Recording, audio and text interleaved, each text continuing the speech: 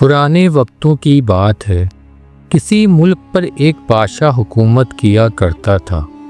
وہ بہت ہی ظالم بادشاہ تھا۔ اس کے ظلم کی وجہ سے اس کی رعایا اس سے بہت تنگ تھی۔ بادشاہ کا ایک بیٹا اور ایک بیٹی تھی۔ انہیں بچپن ہی سے جنگی جنون سیکھنے کا شوق بہت تھا، لہٰذا بادشاہ نے انہیں کسی دوسرے ملک میں یہ فنون سیکھنے کے لیے بھیج دیا تھا۔ اسی ملک میں ایک بزرگ ہستی عالم شاہ رہتے تھے۔ وہ اللہ کے نیک بندے تھے اور نہایت ہی پرہیزگار تھے۔ ان کا ایک بیٹا تھا جس کا نام سکندر شاہ تھا۔ وہ نہایت ذہین اور سمجھدار تھا۔ عالم شاہ نے جب اس کی ذہانت دیکھی تو وہ سمجھ گئے ان کا بیٹا بڑا ہو کر ضرور کوئی کارنامہ انجام دے گا اور نام کمائے گا۔ وقت کے تقاضے کے مطابق عالم شاہ نے اپنے بیٹے کو لکھائی پڑھائی کے علاوہ گھوڑ سواری، شمشیر زنی وغیرہ میں ماہر کیا تھا۔ کچھ عرصے بعد جب بادشاہ کا بیٹا اور بیٹی واپس آئے تو وہ جنگی فنون کے ماہر تو ہو ہی چکے تھے، لیکن شہزادہ خاص طور پر شمشیر زنی کا اور شہزادی گھوڑ سواری کے ماہر ہو چکے تھے۔ شہزادے کو شمشیر زنی پر اور شہزادی کو گھوڑ سواری پر بہت ناز تھا، اور انہوں نے اعلان کروایا کہ جو کوئی بھی اس فنون میں مات دے گا انہیں 1000 اشرفیاں انعام میں دی جائیں گی۔ سکندر کو چونکہ عالم شاہ نے اس فنون میں پہلے سے مہارت عطا کر دی تھی، لہٰذا اس نے ان کے اس چیلنج کو قبول کر لیا۔ اس طرح مقابلے کے لیے ایک دن مقرر کر دیا گیا۔ مقررہ دن شہزادہ اور سکندر شاہ میدان میں موجود تھے۔ لوگوں کا جم و غفیر میدان میں موجود تھا۔ بادشاہ خود اس سب کی نگرانی کر رہا تھا۔ مقابلہ شروع ہوا۔ سخت مقابلے کے بعد سکندر شاہ کو کامیابی حاصل ہوئی۔ اس پر شہزادہ اور بادشاہ دونوں غضبناک ہوئے، کیونکہ ان کے علم میں یہ بات نہیں تھی کہ سکندر شاہ اتنا ماہر ہو سکتا ہے۔ غصے میں آ کر شہزادی نے بھی سکندر کو چیلنج کر دیا کہ جب تک سکندر شاہ اسے گھوڑ سواری میں مات نہیں دے گا اسے انعام کی رقم نہیں دی جائے گی۔ سکندر شاہ کو انعام کا اتنا لالچ نہیں تھا جتنا ان دونوں بہن بھائیوں کے غرور کو خاک میں ملانے کا لالچ تھا۔ اپنی بھائی کی طرح شہزادی کو بھی شکست کھانی پڑی۔ اس شکست نے شہزادے اور شہزادی کو سکندر شاہ کا دشمن بنا دیا تھا۔ بادشاہ بھی سکندر شاہ سے خوش نہ تھا۔ کچھ دن بعد بادشاہ شکار کے لیے جنگل میں گیا۔ اچانک موسم خراب ہو گیا اور کسی کو کسی کی کوئی خبر نہ رہی۔ بادشاہ کے خدمتگار اور بادشاہ ایک دوسرے سے جدا ہو گئے۔ بادشاہ تنہائی میں جنگل میں راستہ تلاش کرنے کی کوشش کر رہا تھا کہ اچانک راستے میں ایک سانپ راستہ روکے بیٹھا تھا۔ بادشاہ بہت خوف زدہ ہوا۔ آندھی چلنے کی وجہ سے بادشاہ کا ساز و سامان کہیں کھو گیا تھا۔ اب وہ سوچ رہا تھا کہ اس مشکل سے کیسے نجات حاصل کرے۔ اتفاق سے عالم شاہ نے سب کچھ دیکھ لیا۔ وہ چونکہ اللہ کے نیک بندے تھے اس لیے سانپ انہیں دیکھتے ہی راستے سے ہٹ گیا۔ عالم شاہ بادشاہ کو اپنے گھر لے گئے اور ان کی خاطر تواضع کی۔ اتنے میں سکندر شاہ بھی گھر میں آ گیا۔ بادشاہ کو دیکھ کر بہت حیران ہوا۔ عالم شاہ نے سارا ماجرا سنایا۔ سکندر شاہ بہت خوش ہوا اور بولا چلو اسی بہانے ہمیں بادشاہ کی خدمت کرنے کا موقع ملا۔ ان کا اخلاق دیکھ کر بادشاہ بہت متاثر ہوا اور اپنے دل سے ان کے لیے نفرت کو مٹا ڈالا۔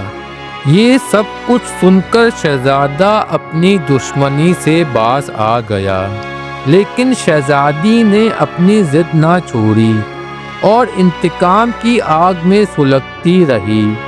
ایک دن سکندر شاہ جنگل میں جا رہا تھا کہ راستے میں شہزادی گھوڑے پر سوار ہاتھ میں تلوار لیے اس کے مقابلے میں آ گئی۔ سکندر شاہ بھی خالی ہاتھ نہ تھا، ایک خنجر ہمیشہ اس کی پنڈلی میں بندھا رہتا تھا۔ ابھی دونوں ایک دوسری کی طرف دیکھ ہی رہے تھے کہ اچانک ایک شیر ادھر آ نکلا۔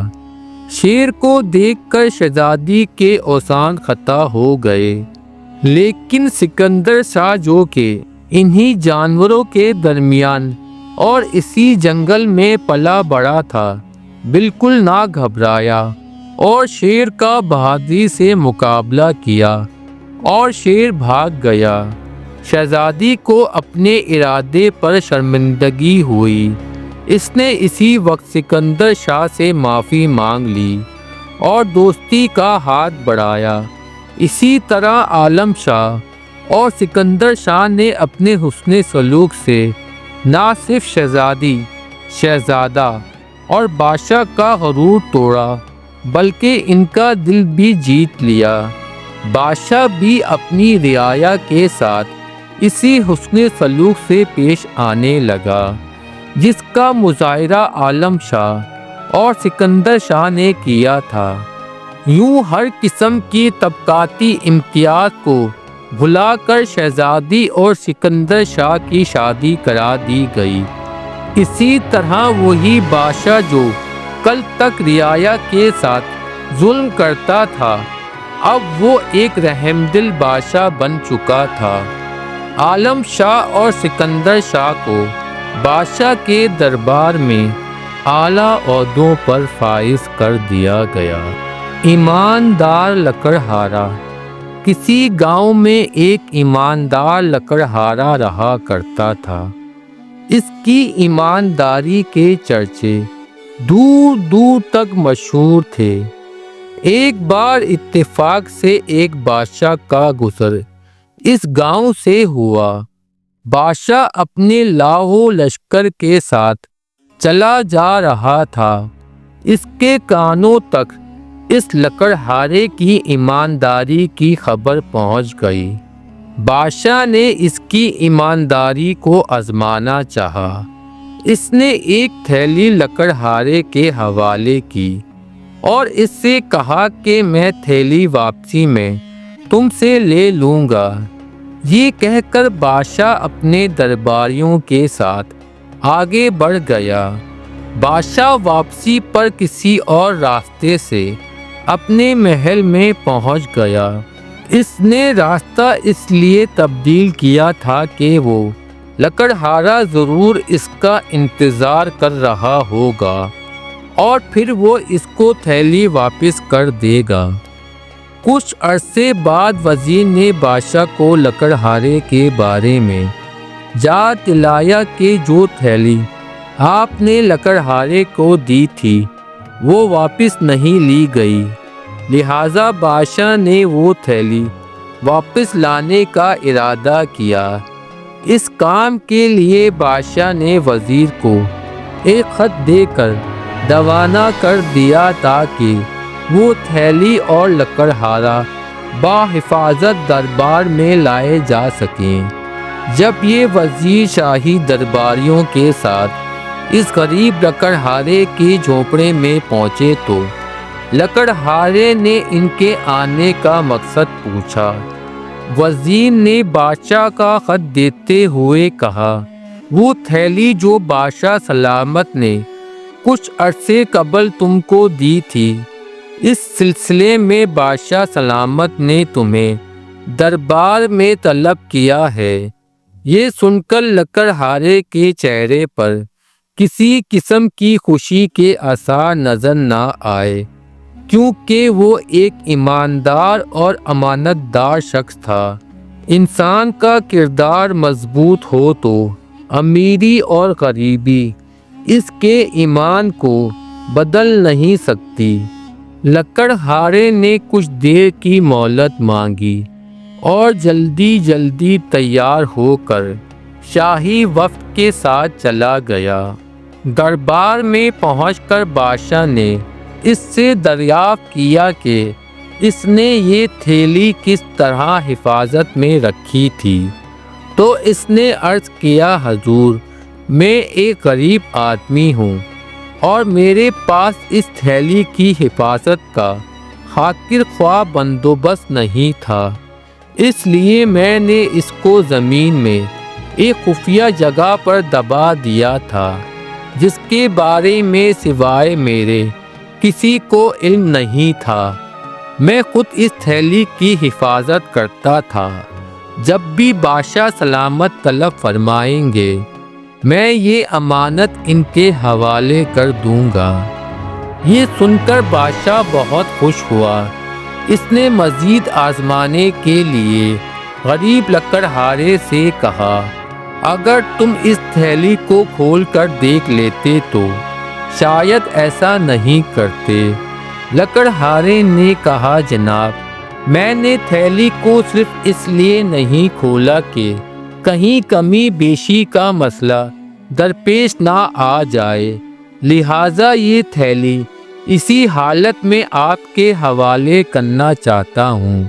یہ جواب سن کر بادشاہ حیرت زدہ رہ گیا کہ اتنی غربت کے باوجود بھی کوئی شخص ایمان کا اس قدر مضبوط ہو سکتا ہے۔ بادشاہ اس کی ایمانداری کو آزما ہی چکا تھا، اب وہ اس کے کردار کو بھی آزمانا چاہتا تھا۔ اس نے لکڑہارے سے کہا، اگر میں تم کو تمہاری ایمانداری، امانت داری اور دیانت داری کا صلہ دینا چاہوں تو تمہارا اس بارے میں کیا خیال ہے؟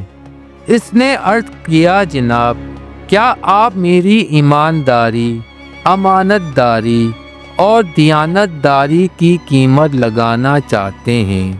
اگر میں نے انعام قبول کر لیا تو اس کا مطلب یہ ہوگا کہ میں نے اپنی ایمانداری کی قیمت وصول کر لی۔ یہ کہتے ہوئے لکڑہارا اٹھنے لگا کہ اب بادشاہ سے چلنے کی اجازت حاصل کرے۔ اس نے کہا، بادشاہ سلامت کا اقبال بلند ہو، اب مجھے جانے کی اجازت دے دی جائے۔ یہ کہہ کر لکڑہارا وہاں سے رخصت ہو گیا۔ عقل مند بادشاہ کا قصہ۔ کہتے ہیں کسی ملک پر ایک بادشاہ حکومت کرتا تھا۔ وہ بڑا خدا ترس اور انصاف پسند تھا۔ وہ لوگوں کی لڑائی جھگڑوں کو غور سے سنتا اور عقل مندی سے ان کے فیصلے کرتا۔ لوگ اس کے فیصلوں کو سن کر دنگ رہ جاتے تھے۔ ایک دن وہ اپنے دربار میں بیٹھا ہوا تھا۔ دو عورتیں لڑتی جھگڑتی ہوئی داخل ہوئیں۔ ان دونوں کے پاس ایک بچہ تھا۔ ایک عورت کہتی تھی کہ یہ میرا بچہ ہے اور دوسری کہتی تھی کہ یہ میرا بچہ ہے۔ اب بادشاہ پریشان ہو گیا کہ کیا کیا جائے۔ سب درباری بھی حیرانی سے بادشاہ کی طرف دیکھ رہے تھے۔ اب بادشاہ کیا فیصلہ کرتا ہے؟ بادشاہ نے عورتوں سے سارا واقعہ بیان کرنے کے لیے کہا۔ ان میں سے ایک عورت بولی، بادشاہ سلامت، جب میرے ہاں بچہ پیدا ہوا تو اس کے ہاں بھی ایک بچہ پیدا ہوا، لیکن جب رات کو ہم دونوں سو رہی تھیں تو اس کا بچہ مر گیا۔ لیکن رات کے اندھیرے میں اس نے مردہ بچہ میرے پاس لٹا دیا اور میرا زندہ بچہ خود لے گئی۔ لیکن دوسری عورت بولی، نہیں بادشاہ سلامت، یہ جھوٹ بولتی ہے، زندہ بچہ میرا ہے اور مردہ بچہ اس کا ہے۔ بادشاہ نے ان دونوں کو خاموش ہونے کے لیے کہا۔ سارے لوگ واقعے کو بڑی دلچسپی اور حیرت سے سن رہے تھے اور بادشاہ کے فیصلے کا بڑی بے چینی سے انتظار کر رہے تھے۔ آخر بادشاہ نے جلاد کو حکم دیا کہ تلوار سے اس بچے کے 2 ٹکڑے کر کے دونوں ایک ایک ٹکڑا انہیں دے دو۔ جب انہوں نے یہ سنا تو ان میں سے ایک عورت بولی، بادشاہ سلامت، مجھے آپ کا فیصلہ منظور ہے، اس بچے کے ٹکڑے کر دیے جائیں تاکہ نہ یہ اس کے پاس رہے اور نہ یہ میرے پاس رہے۔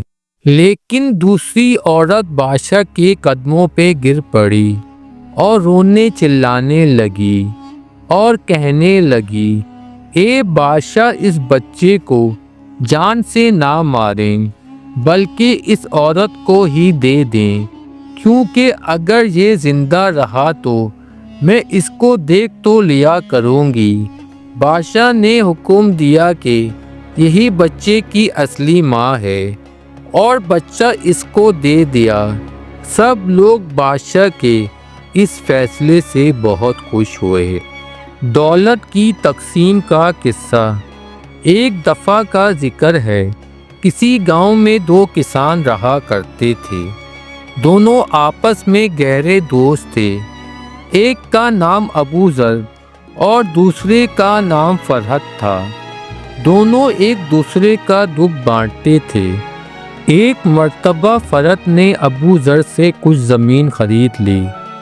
اگلے دن جب وہ زمین میں ہل چلا رہا تھا تو اسے ہل چلاتے ہوئے سونے کی بھری ہوئی ایک ہنڈیا ملی۔ اس نے اپنے آپ سے کہا کہ یقیناً یہ سونا ابو ذر کا ہوگا جو اس نے زمین میں محفوظ کر رکھا تھا۔ چنانچہ وہ اسی وقت ہنڈیا لے کر ابو ذر کے پاس گیا اور کہنے لگا، ابو ذر بھائی، یہ سونے سے بھری ہوئی ہنڈیا آپ کی امانت ہے۔ جب میں ہل چلا رہا تھا تو یہ مجھے کھیت میں ملی تھی، یہ آپ رکھ لیں۔ ابو ذر نے کہا، نہیں فرحت بھائی، یہ سونا آپ کا ہے، کیونکہ زمین اب میری نہیں، میں اسے آپ کے ہاتھوں فروخت کر چکا ہوں، اس لیے یہ سونا بھی آپ کی ملکیت ہے۔ فرحت نے کہا، نہیں ابو ذر بھائی، میں نے آپ سے یہ زمین خریدی ہے، سونا نہیں خریدا۔ وہ دونوں ایک بستی کے بزرگ کے پاس گئے۔ انہوں نے بزرگ سے پوچھا، کیا تمہارے بچے ہیں؟ جی ہاں، خدا کے فضل سے میرا ایک بیٹا ہے۔ پھر ان صاحب نے فرحت سے پوچھا، تمہارا بھی کوئی بچہ ہے؟ فرحت بولا، جی ہاں، ماشاءاللہ میری ایک بیٹی ہے۔ یہ سن کر بزرگ نے بڑی حکمت اور دانائی کے ساتھ ایک مشکل معاملے کا فیصلہ کر دیا۔ چنانچہ وہ سونے کی بھری ہوئی ہانڈیاں فرحت اور ابو ذر کے بیٹے اور بیٹی کے لیے محفوظ کرا دی گئیں، کیونکہ بزرگ نے دونوں بچوں کی شادی کرا دی تھی۔ اس طرح دونوں کی اولادیں ہنسی خوشی رہنے لگیں اور دولت بھی مساوی تقسیم ہو گئی۔